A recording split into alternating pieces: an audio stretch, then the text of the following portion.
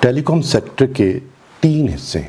ایک ٹیلی کام انفراسٹرکچر جو کہ فائبرز ہیں، سیلولر ٹاورز ہیں، اسپیکٹرم ہے. دوسرا ٹیلی کام سروسز جس سے ہم ایک دوسرے کو کال کرتے ہیں، انٹرنیٹ استعمال کرتے ہیں، ڈیٹا سروسز. اور چوتھی ویلیو ایڈڈ سروسز جس طرح ایزی پیسہ ہے، جائز کیش ہے، ڈومیسٹک ریمیٹنس ہے، ڈیجیٹل والیٹس ہیں.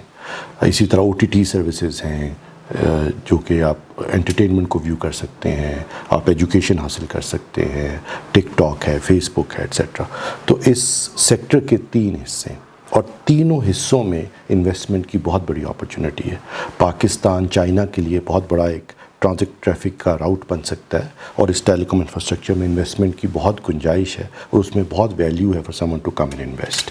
اور اتصالات نے ریسنٹلی انویسٹمنٹ کی ہے ایک کیریئر نیوٹرل ڈیٹا سینٹر بنانے کی، جو کہ لینڈنگ اسٹیشن جہاں پہ سب مرین کیبلز آ رہی ہیں وہاں پہ ایک بہت بڑا ڈیٹا سینٹر بنا رہے ہیں. اسی طرح 5G اسپیکٹرم اب اویلیبل کرنے جا رہے ہیں ہم ٹیلی کام کمپنیز کو. انشاءاللہ چند ماہ میں اس کی آکشن کریں گے اور یہ کمپنیز اس میں بھی انویسٹ کریں گی اور پاکستان میں نئی انویسٹمنٹ آئے گی.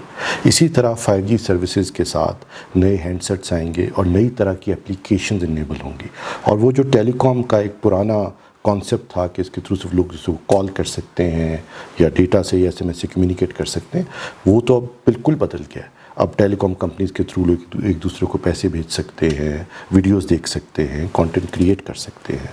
اس لیے مجھے لگتا ہے کہ ٹیلی کام سیکٹر کے جو 3 حصے ہیں، انفراسٹرکچر، کمیونیکیشن اور ویلیو ایڈڈ سروسز، ان تینوں میں پاکستان میں انویسٹمنٹ بڑھے گی. اور اس طرح کی کنسالیڈیشن سے جس میں ٹیلی نار کے یوزرز اور PTCL یو فون کا انفراسٹرکچر جب مرج ہوگا تو جو اسکیل وہ کمپنی ایکوائر کرے گی اس میں نئی اسپیکٹرم کی گنجائش بھی ہوگی، ٹیلی کام انفراسٹرکچر میں انویسٹمنٹ کی گنجائش بھی ہوگی اور نئی انوویٹیو سروسز کی گنجائش بھی ہوگی.